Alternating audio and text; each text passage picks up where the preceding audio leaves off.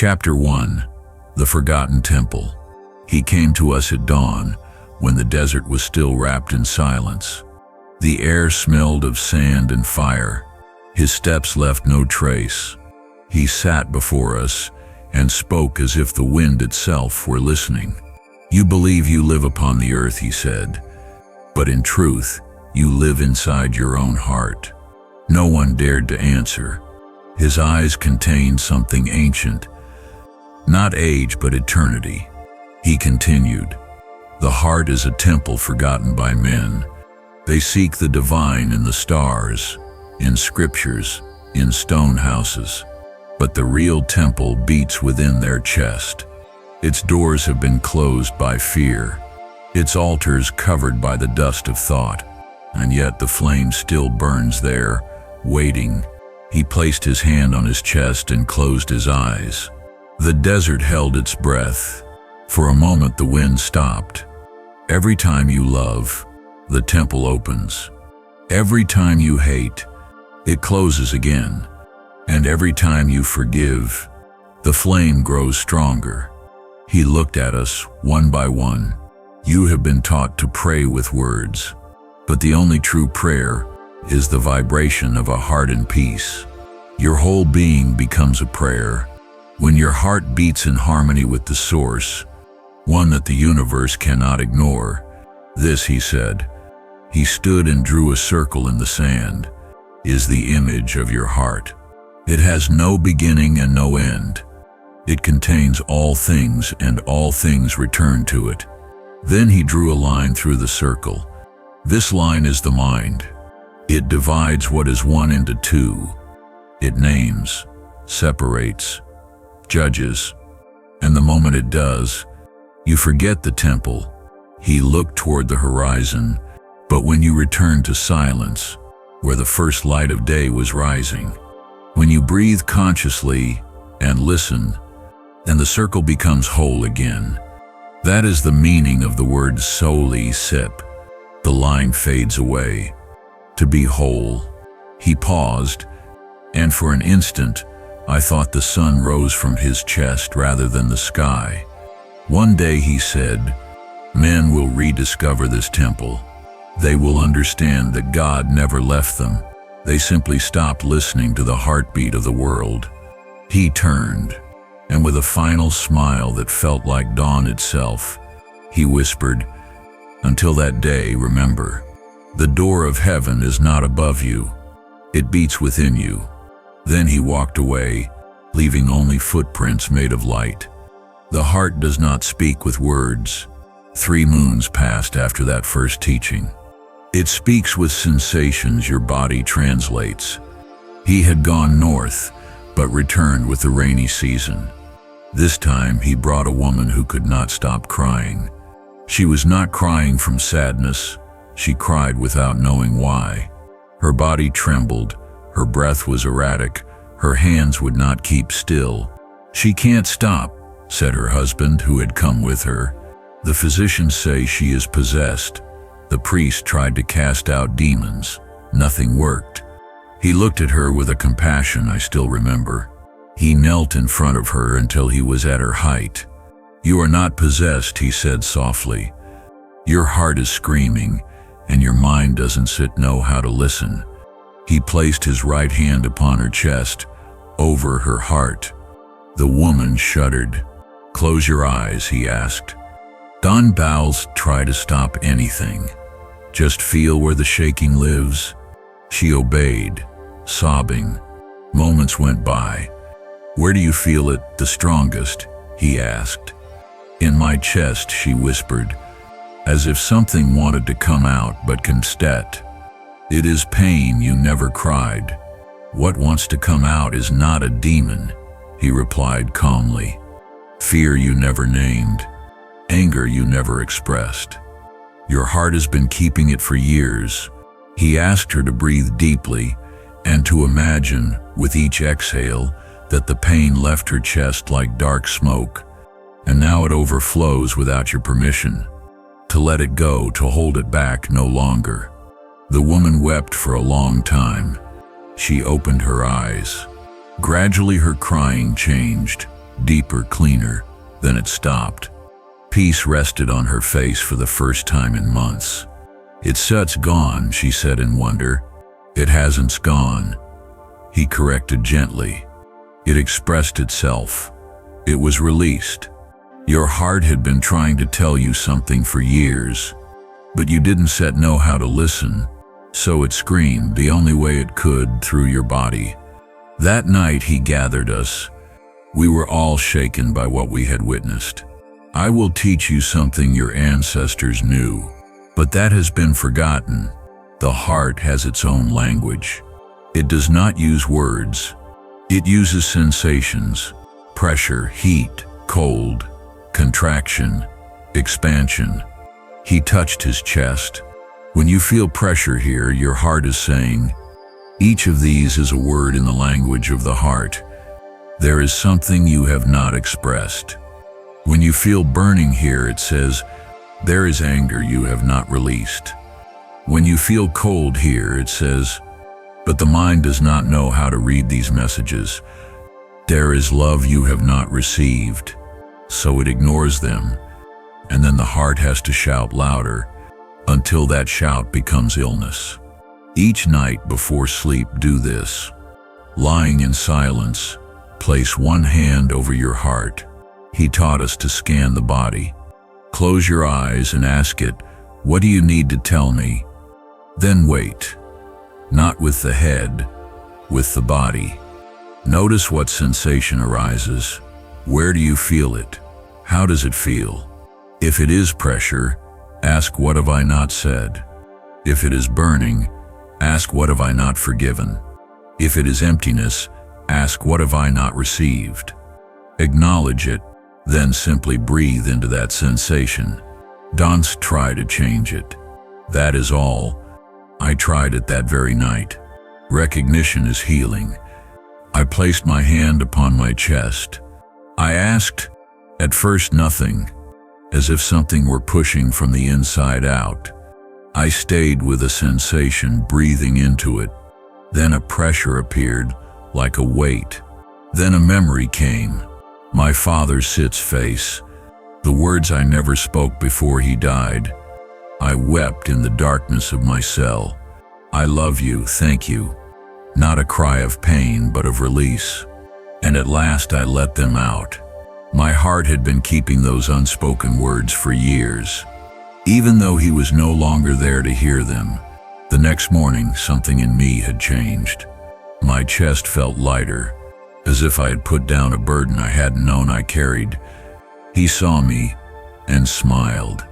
"You did it," he said simply. "You let your heart speak." I had told him nothing, but he knew. "Your physicians of the future will discover this," he went on. "They will discover that unexpressed emotions are stored in the body, and that when you do not release them, that each emotion has a chemical signature. Those chemicals remain in circulation, slowly poisoning you. They will give it complicated names, but the truth is simple. The heart that does not speak makes sick the body it inhabits." He gave us another practice. Whenever you feel a strong emotion, don't ignore it. Stop whatever you sit doing. Place your hand over your heart. Breathe and name it. This is fear. This is sadness. The simple act of naming it consciously already begins to free it. This is anger. Because the heart does not need you to solve the problem. It only needs to be heard. Each time I felt something in my chest, I stopped. During the weeks that followed, I practiced this religiously. I named it, I breathed, and every time the sensation dissolved more quickly. My body grew lighter, my mind clearer, as if I had carried invisible suitcases my entire life, and was finally setting them down. The woman who once cried uncontrollably returned a month later. "He taught me how to listen," she told us. She was transformed, radiant. And when I began to listen, my body stopped screaming. For 40 years, I have practiced this examination of the heart every night without fail. And I can say with certainty that this simple act has saved me from countless illnesses. because I learned to hear the whispers of my heart before they turned into the cries of my body. But he didn't stop there, because the heart doesn't only speak inwardly. It also speaks outwardly, and what I discovered next changed my entire understanding of how human beings connect without a single word. Chapter 2: The Language the Mind Forgot. Your heart does not end where your skin ends. It extends far beyond what your eyes can see. There was a child in the nearby village, 10 years old, feverish for weeks. His mother had brought him to our healer, who had tried every known herb. Nothing worked. The boy was fading away. When he heard about it, he asked for the child to be brought to him. The mother arrived carrying him in her arms. The boy burned with heat, breathing with great effort. He did not touch him. He simply knelt, an arm's length away from the small, fragile body. He closed his eyes, placed his hands in front of the boy Sip's chest, palms facing him. We stood in silence, watching, but without contact. Minutes passed, then something extraordinary happened. The boy, who had been restless, suddenly calmed. His breathing deepened, became steady. The feverish redness of his cheeks began to fade. He remained in that position for what seemed like an eternity. "Take him to rest," he said gently. Then, slowly, he withdrew his hands. The mother, in tears of hope and confusion, "The fever will break tonight," took the child and left. When we were alone, I burst with questions. "How? You didn't said even touch him." He smiled with that serene patience of his. "I didn't need to. My heart was already touching his." "Did you not feel it?" I shook my head. "Feel what?" "Come closer," he said. We gathered around him in a circle, palms facing down, close to the next hand. "Now each of you extend your right hand toward the center, but do not touch."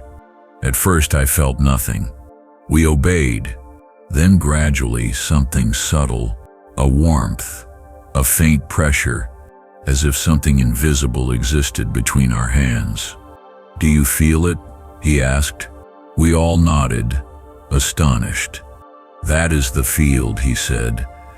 "The field your heart generates, as real as the wind you do not see, then visible but real, as real as the heat of fire, but feel upon your face." He had us sit. "Your heart is not an isolated organ in a box of bone. It is a generator. With each beat, it sends not only blood, but an electrical pulse. That pulse creates a field that surrounds your body. Some of you can feel it a hand's length away, others even farther, but it is always there. That is why," he touched his chest, "when you walk into a room where someone is furious, you feel it before they speak. That is why when you are near someone you love, your chest expands for no reason. That is why some people drain you merely by standing close, while others fill you with energy without a single word. It is not imagination. It is the field of their hearts touching yours." He explained that this field carries information, not only about the body, but about emotion and intention. That is why animals can sense whether you come with fear or with love. That is why babies cry in the arms of some people, he said, and calm down in the arms of others. They are reading the field. It is a language older than words, and far more honest, because you can lie with your mouth. Then he taught us something, but not with your field, that I have practiced every day since. You can learn to consciously expand your field, he said, to make it stronger, more coherent. And when you do, you can affect the field of others. That is what you call healing. It is not magic, it is resonance. When your heart is in coherence, in deep peace, its field becomes ordered, like the perfect ripples of a still pond. And when that ordered field touches a chaotic one, the chaotic one begins to organize itself as well. If one vibrates, the other begins to vibrate, just like tuning forks placed side by side in the same frequency.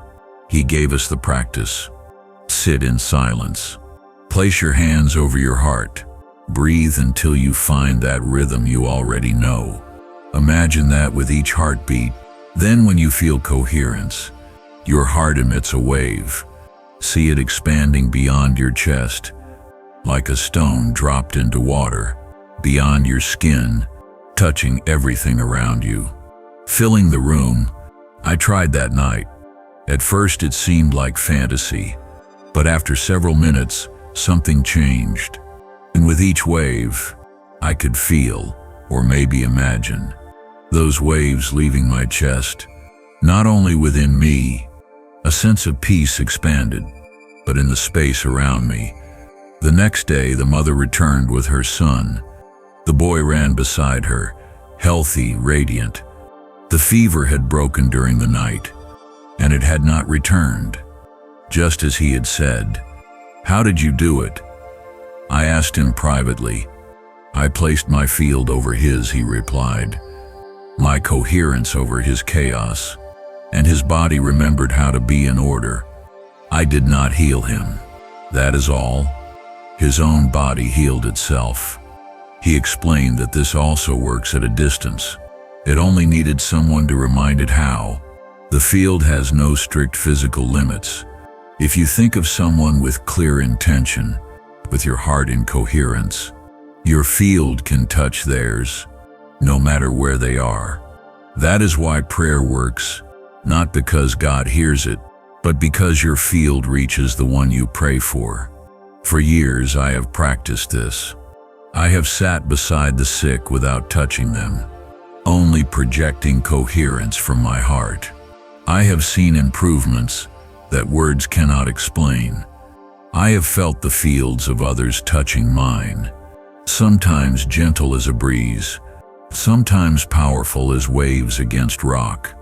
I learned that every person carries a unique field, like a signature. And I learned that places also have fields. Places where people have prayed for generations hold a field of peace. Places scarred by violence. Even when the mind cannot name them, the heart feels them all. We are not separated by skin and bone. We are constantly touching each other through invisible fields, constantly influencing one another. That is why he insisted so much on the coherence of the heart, not only for your own healing, but there was something deeper still. But because your field touches everyone near you, because if the field of the heart, then it could also touch the past, could touch others in the present, and that meant that memory, it lived in the blood, did not live only in the mind. That revelation would come later, but the heart pumps every moment. When he taught me why some wounds never heal until you heal the memory that lives in your blood. Chapter 3. The memory that lives in the blood. Your blood does not only carry oxygen, it carries every story you have never forgotten. There was a woman among us named Rachel that no healer could explain. She suffered constant pain in her chest. The physicians had examined her. It was not her physical heart, but the pain was there, sharp and relentless, as if something were piercing her from within. When he examined her, he placed his hand over her heart and closed his eyes. Then he asked something strange. "Whom have you not forgiven?" He remained silent for a long time. "No one. I have forgiven everyone." She tensed. He opened his eyes and looked straight through her. "But your blood says otherwise." With that gaze that seemed to see beyond flesh. "Your mouth says you have forgiven," he said softly. Tears burst out uncontrollably. "Your blood is crying out a name." Rachel began to tremble. "My sister," she said. "She betrayed me 15 years ago. She stole my betrothed, destroyed my future. But I have forgiven her, I swear. Your mind has forgiven, he replied gently. Your heart has not, to every cell of your body. And as long as your heart does not forgive, your blood will keep carrying that poison, because this is where memory lives. Touching her chest again. That is why it hurts here, he said. After Regal withdrew to weep, he gathered us and spoke. I need you to understand something that will change the way you see the body. Blood is not just liquid, it is liquid memory. Every experience you live, every word you swallow, every emotion you feel is recorded in your blood, touching every cell, and that blood circulates constantly, whispering that same story, again and again. He touched his chest. Your heart pumps that blood, but it cannot purify it by itself. It cannot erase the memories it carries. Only you can do that, through forgiveness, through conscious release. He explained why emotional wounds, through the decision to let go of what your blood has been carrying for years, turn into physical illness. When something wounds you deeply, your body reacts. It produces chemicals of pain, of fear, of anger. Those chemicals enter your blood. If you do not release the emotion, if you keep it buried, those chemicals remain circulating, slowly poisoning you. That is why some people suffer pain without physical cause, ulcers without infection, inflammation without wound. The cause is not in the present body, it is in the memory the body still carries. It is in the blood that keeps telling an old story. That night he prepared a small fire by the river.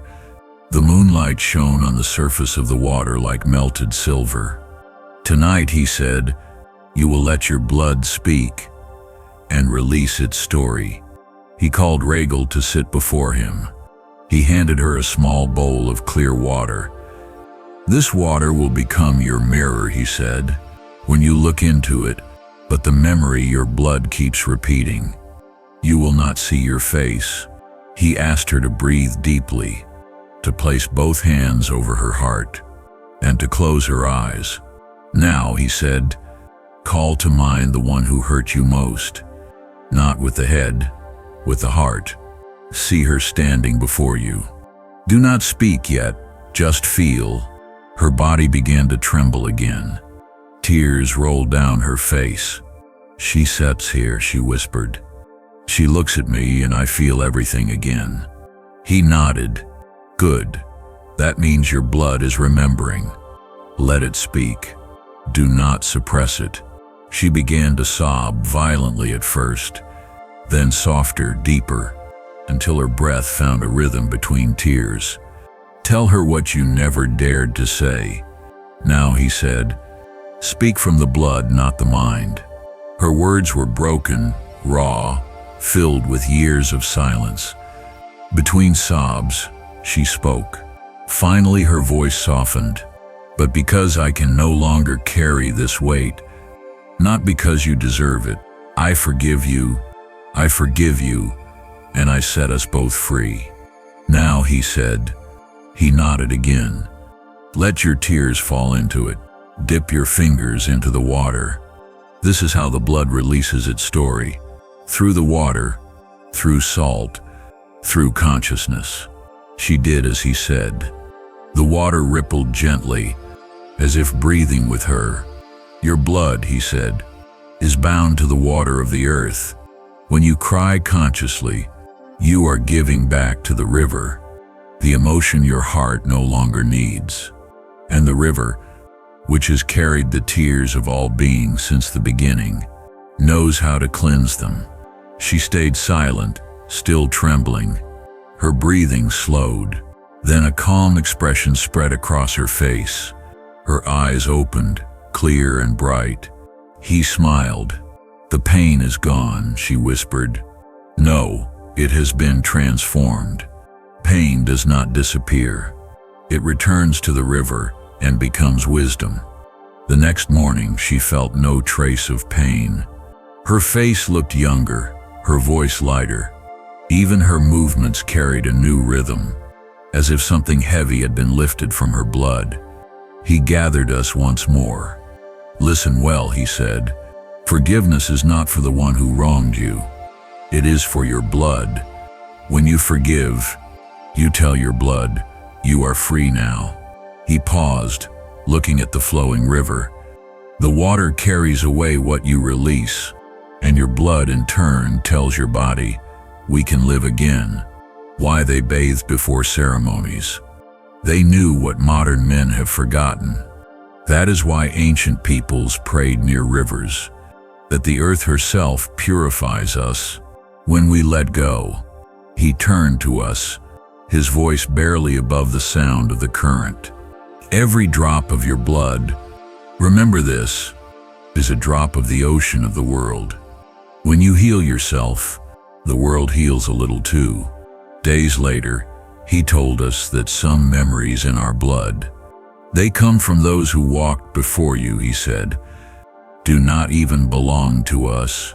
From the griefs they never healed, from the fears they buried deep, from the wounds of your ancestors. Your blood is not only yours, it is a river that has flowed through thousands of bodies before reaching yours. Each of you is a point on this line. He traced a line in the sand. Behind you are the ones who came before. The entire line changes. Ahead of you, those who will come after.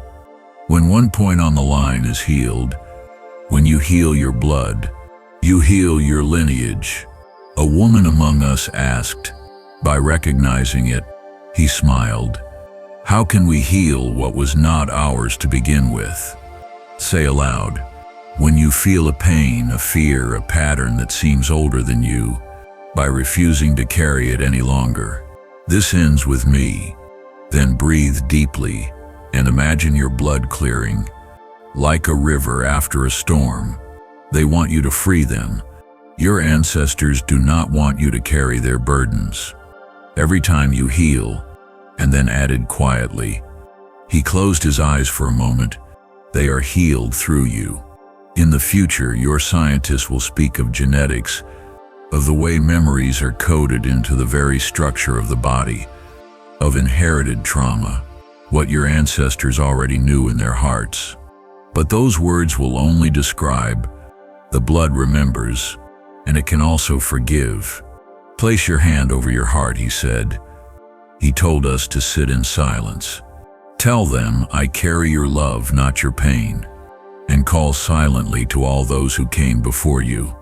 Fathers, mothers, unknown faces, forgotten names. I honor your story, but I release your sorrow. As I followed his words, through me you are free. Something strange happened. I felt a warmth rise through my chest, a tide of emotion so deep it had no name. It was remembrance. It was not sadness, nor joy. Tears streamed down my face. They belonged to all those who had never been able to cry, but they did not feel like mine. The weight of generations seemed to lift from my heart. When I opened my eyes, and as they fell, he was looking at me. He nodded slowly. Now your blood is clear, he said. Do you feel it? I placed my hand upon my chest. The beat was strong, light, alive. I smiled through the tears. Yes, I whispered. I feel it. He looked toward the horizon, his face calm as dawn itself. Remember this, he said. When you purify your blood through love, you heal the river of humanity. You do not heal only yourself. And that river one day will return to the ocean of light from which it first came. Chapter 4. The Heart of the Earth. He often said, the earth also has a heart. At first we thought he spoke in symbols. But one evening, he took us to the top of a mountain, where the horizon seemed endless and the wind carried no sound. He pointed to the ground beneath us. Can you feel it? He asked. We listened. At first there was only silence. Then, very faintly, a pulse, like a deep vibration that rose through the soles of our feet. That, he said softly, it beats slower than yours, is the heartbeat of the earth. And when your heart becomes still enough, you can feel the two moving as one. He sat upon the stone and closed his eyes. Your scientists will one day call this the Schumann resonance, he continued. They will measure it in frequencies and hertz. You enter the great harmony of life. But this is not a number, it is the song of the planet. And when your heart beats in coherence with it, he asked us to sit in silence, to feel, not to think, to listen with your feet, your bones, your breath. At first my mind refused to quiet. Then slowly, I began to sense it. A rhythm, vast and steady, as if the entire world breathed in and out beneath me. He spoke again. You are not walking upon rock and soil. When you walk upon the earth, his voice merging with the wind, you are walking upon a living being, one who feels, who breathes, who remembers. The earth is not beneath you. And we did the same. He placed his hand upon the ground. She is within you. That is her love. Do you feel that warmth? He asked. You take her minerals, her water, her air. He lowered his head. Yet few stop to thank her. And she gives them willingly. That is why men fall ill. Because they have forgotten gratitude. They take from the earth as if she were dead, and they do not realize that every ungrateful act cuts another thread between her heart and theirs. He looked up at us again, his eyes filled with a quiet sadness. When you breathe with the earth, a cell in her great body, you remember who you are, a thought in her great mind. You are not visitors here. You are her heartbeat made flesh. That night he gave us a practice. Let your spine touch the earth, as if you were returning to the womb that made you. Lie down upon the ground, he said. Breathe slowly, deeply. With each breath, feel her breathing through you. We obeyed. The night air was cool, the smell of stone and dust rising from the soil. At first, I only felt the weight of my own body. Then slowly, the border between my skin and the ground began to dissolve. I no longer knew where I ended and where the earth began. He spoke softly. The same life that moves through your blood, moves through her rivers. The same heat that burns in your chest, burns in her core, moves through her forests and her winds. The same breath that fills your lungs. You are not apart. You are one and the same. A long silence followed. Then he said, but what they destroy is themselves. When men forget this, they destroy what they think is outside of them. Every wound inflicted upon the earth appears later as a wound within the human body. When the rivers are polluted, the blood becomes impure.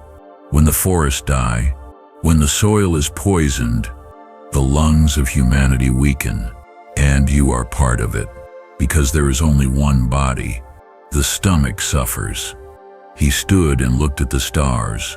One day he said, you will call this ecological awareness. Only the heart truly knows this truth. But words are not understanding the connection between the human system and the biosphere. She feels it too. Your vibration reaches her heart instantly. When you feel love for the earth, just as a mother feels the cry of her child, he kneeled again, pressing both palms to the ground. When you walk, walk with respect. Let every step be a blessing, an offering. Lie down and give her your weight, a prayer. And when you feel tired, she will take it gladly, and she will give you strength in return. He paused, then added in a whisper, she has never asked anything of you, except that you remember her. That night, I fell asleep on the warm earth, and in that sleep, I dreamed that her heartbeat and mine were one single sound. When I woke, slow, vast, eternal, the sunrise painted the mountains gold. The world felt alive in a way I had never known before, and in that stillness, I understood to love the earth is to love the body of God. Chapter 5. The Breath of Fire. He said one evening, "The fire you see outside is the same fire that burns within you." The night was cold, and the desert wind howled softly, but the fire drew us close. We were gathered around the flames. He reached toward it. "The fire of the earth warms your body," he said, letting the light play across his face. "But the fire of the Spirit transforms your being. Yet if you do not know how to tend it, it can consume you. Fear and anger are also fire," he continued. He picked up a small ember with a stick and held it before us. "They are sacred forces in disguise. If you repress them, they turn against you. If you feed them with thoughts, they devour you. But if you breathe through them consciously, let me teach you the breath of fire," he said. "They become light." He sat cross-legged before the flames. He placed one hand on his chest and the other on his belly. "Close your eyes. Breathe in slowly through your nose and feel the air ignite in your chest. When you exhale, imagine that you are releasing the smoke of all that is old, all that no longer serves you. Do not force anything. Let the fire breathe you." We followed him. Then something began to stir. At first it felt ordinary, a warmth rising from the center of my body, spreading through every vein. It was not just heat, as if a sleeping flame had awakened inside me. He spoke softly, as though from a distance. It was movement. "This is the fire of transformation. It lives in your belly, the same fire that moves the stars, that makes the earth spin, that pushes life to bloom again after the storm. Do not fear it. It is your oldest friend." The heat intensified. I felt sweat on my skin, but also a deep calm in my heart. "Now," he said, "think of something that frightens you, or something that makes you angry. Bring it into your awareness. Do not run from it." I thought of a man who had wronged me. My stomach tightened. My breath grew heavy. He said, "Good. Now feed that emotion to the fire within you. Inhale it. Let it burn in the center of your being.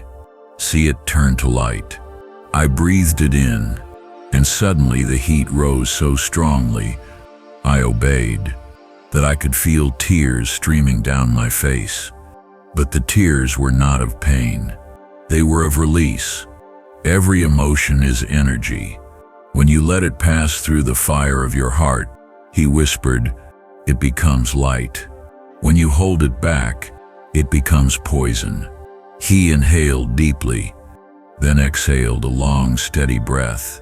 "This," he said, "the heart is the furnace of God, is the secret of all purification." He told us that the breath of fire was not only for cleansing emotions, but also for awakening the creative force within. The same fire that destroys, he said, is the fire that creates. In the beginning of all things there was only light, and that light was fire. When you master the inner flame, you become a co-creator with the source itself. He asked us to continue breathing, slowly at first, then faster, rhythmic, like a pulse. "Let the fire rise," he said. "Feel it move from your belly to your heart, from your heart to your head. Let it climb the inner mountain of your spine."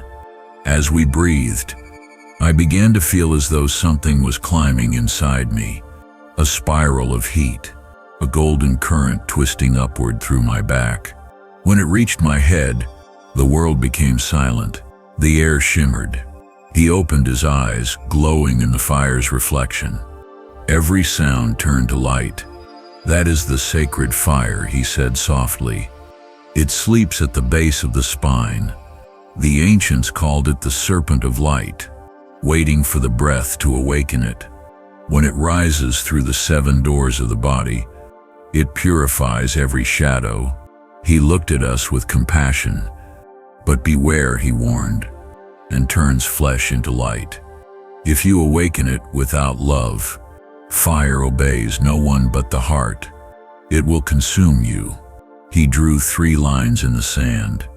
Only love can guide it safely to the crown. These are the 3 fires of man, he said. The fire of the heart, love. The fire of the head, wisdom. The fire of the belly, power. You become a sun in human form. When the 3 burn together, but if one dominates the others, you will burn yourself or those around you. He stood and stretched his arms toward the stars. Look, he said, every star you see is a being who has completed the journey of fire, who learned to burn without consuming. They were once souls like you, to warm without destroying. That is your destiny too, to shine without pride. You are made of fire remembering itself. We sat in silence, the desert wind whispering between us. He closed his eyes again and said, breathe and find the fire. Whenever you feel lost, it will show you the way home. For the breath of fire is not only the breath of life, it is the breath of God moving through you, long and slow, and exhaled toward the horizon. He drew a final breath. The flame before us flickered, as if answering him, then rose higher. He smiled. The fire understands. Chapter 6. The Language of the Stars. That same night, as the fire began to fade, he drew a straight line in the sand, then a circle around it, not with their eyes, but with their hearts. They knew that the stars do not predict the future. This, he said, is how the ancients read the sky. He lifted his gaze to the firmament, his eyes shining with the reflection of the constellations. They reflect the inner state of the one who observes them. The sky appears ordered and harmonious. When your heart is at peace, he said, but when your heart is troubled, even the stars seem chaotic.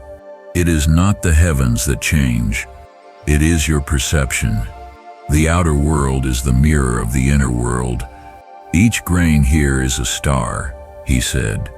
He took a handful of sand and let it fall slowly between his fingers. And each star is a grain of light in the great body of God. You too are a star incarnated in flesh. You forgot your light so that you could learn to rekindle it. And when you remember, you become a conscious star once more. He closed his eyes and inhaled deeply, then spoke slowly, as though reciting an ancient truth. Modern man looks to the heavens through calculation, searching for signs in the movement of the planets. But the true signs are not written in the sky. They are written in the movement of the heart. When the heart is clear, it attracts alignment. When it is closed, it blocks it. What you call destiny is nothing more than the resonance of your inner vibration. I asked him, so the stars do not govern our lives? He smiled. No, they reflect them. They show you where you are in your own inner sky. For within the human heart exists a zodiac of its own.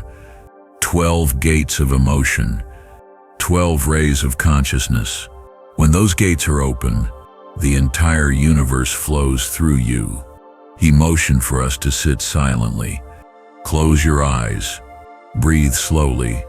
Imagine that your heart is a living sky. With every beat, a star ignites. See these inner stars shining, that you are part of the cosmos itself, and let their light remind you. I followed his words. Soon, an immense space opened inside me. It was as if I were both in the desert and in the sky at once. My heart beat softly, and each pulse spread like a wave through infinity. He spoke again, his voice barely above a whisper. This is the true language of the stars. a dialogue between your heart and the cosmos. When you center yourself in love, the constellations align of their own accord.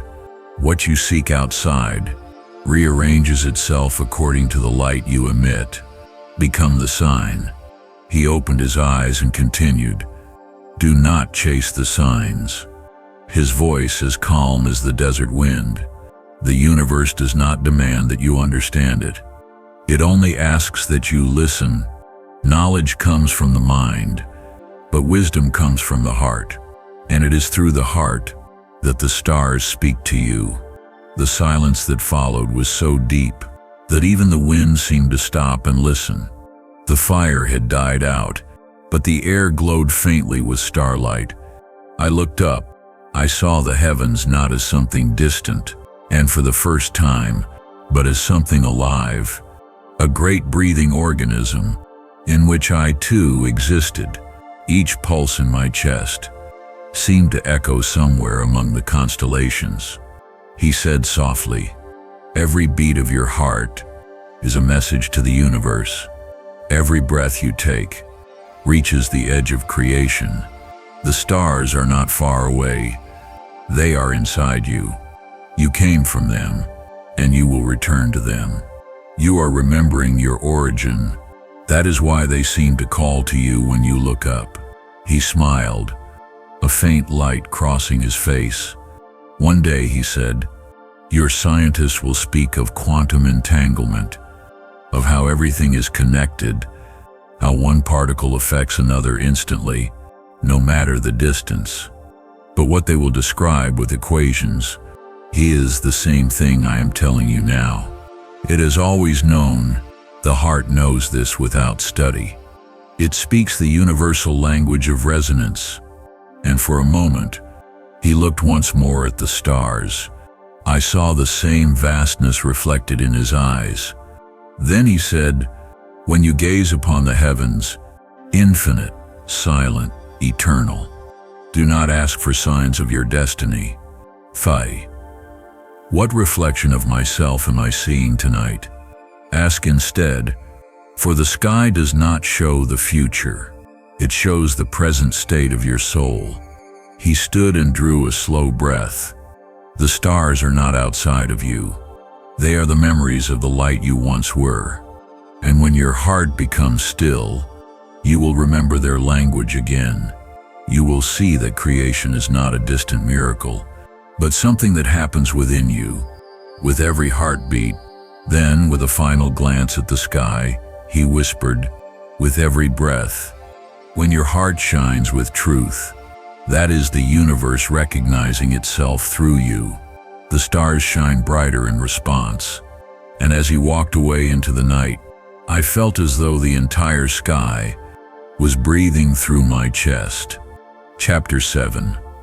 The Breath of the World. He often said, and that night he showed us what he meant, making the sand ripple like a golden sea. The wind blew gently over the desert. He sat upon a stone, closed his eyes, and took a long, deep breath. "Listen," he said, "the whole world is breathing. The mountains, the oceans, the forests, even the stones, moves to the same rhythm. When you inhale, the earth inhales. Everything that exists, everything that lives. When you exhale, she exhales. This is the breath of the world." He asked us to sit, feel the wind pass over your skin. Close your eyes. Do not think of it as air, but as the breath of the earth. Let it enter you. Inhale it. Do not try to control anything. Then return it to the world as you exhale. Let the breath breathe you. I did as he said, and suddenly my breathing no longer felt like mine. It came from somewhere deeper. The wind, the sand, the fire, the sky, all seemed to share one single rhythm, as if the entire world were breathing through me.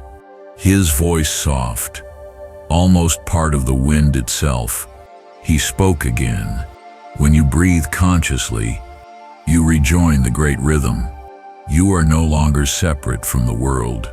And when you are one with the world, It can no longer harm you because you are it. He placed his hand upon his chest. But the silent pulse that animates all things, not a being who judges or rewards. This breath, he said, is God. It is the inspiration that creates, and the exhalation that reclaims. That is why the divine name, in every ancient tongue, could be spoken without a voice, only with the breath.